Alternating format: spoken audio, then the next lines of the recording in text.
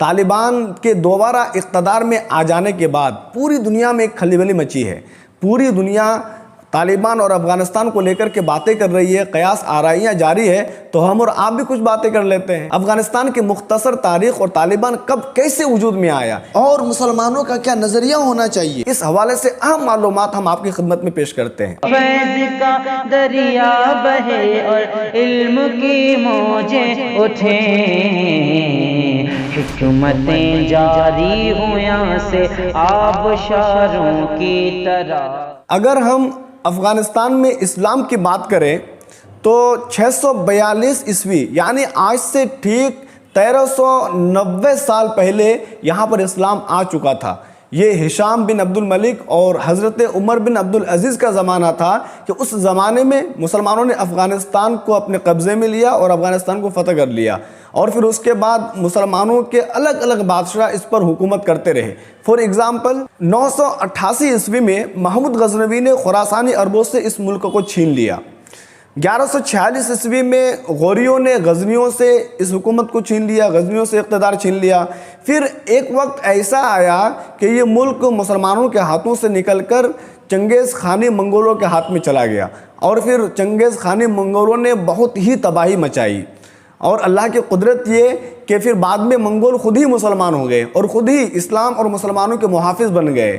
تو 1400 عیسوی میں تیمور نے ایک عظیم سلطنت قائم کر لی، اور 1600 عیسوی میں اسی کی اولاد سے شہنشاہ بابر نے کابل کو اپنی حکومت کا راجدھانی بنا لی. 1747 میں ایک نئی حکومت کا آغاز ہوتا ہے جسے درانی سلطنت کہا جاتا ہے. اس سلطنت کا معنی احمد شاہ درانی ہے. اسے احمد خان ابدالی بھی کہا جاتا ہے اور اسے دا فاؤنڈر آف کابل بھی کہا جاتا ہے.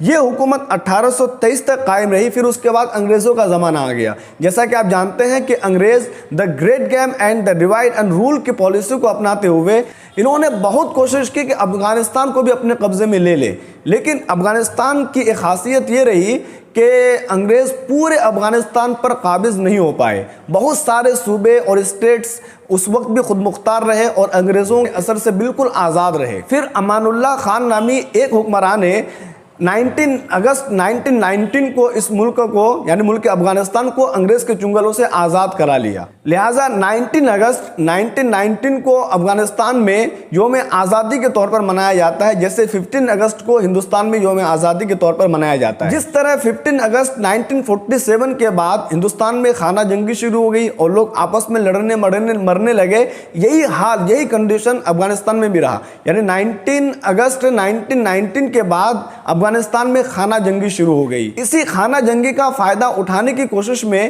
روس نے 25 دسمبر 1979 میں افغانستان میں اپنی فوج اتار دی. اور جب افغانستان میں روس نے اپنی فوج اتار دی تو پھر یہ امریکہ کو کہاں پسند تھا، امریکہ کو کیسے برداشت ہو سکتا تھا؟ تو لہٰذا امریکہ نے پھر کیا کیا، امریکہ ڈائریکٹ روس کے مقابلے میں نہ آ کر کے افغانستان میں موجود جو مجاہدین روس کے مقابلے میں لڑ رہے تھے ان کی خوب مدد کی. پھر اس جنگ کا نتیجہ یہ ہوا کہ روس کو 1989 میں افغانستان سے بھاگنا پڑا. بڑے بے آبرو ہو کر تیرے کوچے سے ہم نکلے. اب امریکہ کے لیے پورا میدان خالی ہو گیا.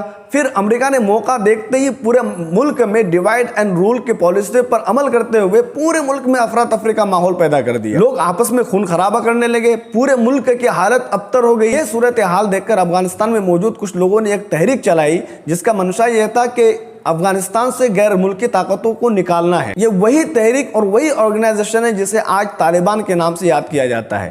تو یہ طالبان دراصل امریکہ کی دخل اندازی نے جنم دیا ہے.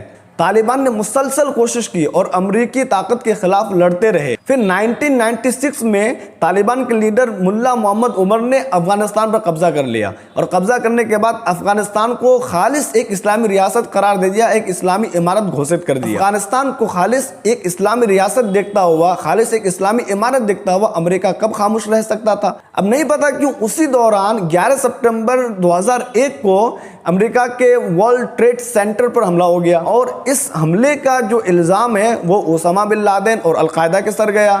اس وقت طالبان براہ راست اس حملے سے تعلق رکھتا تھا یا نہیں رکھتا تھا، لیکن ایک بات بیچ میں یہ آئی کہ القاعدہ اور اسامہ بن لادن جیسے آدمیوں کو انہوں نے پناہ دے رکھی تھی، یعنی طالبان نے القاعدہ اور اسامہ بن لادن جیسے آدمیوں کو اپنے یہاں پناہ دے رکھی تھی۔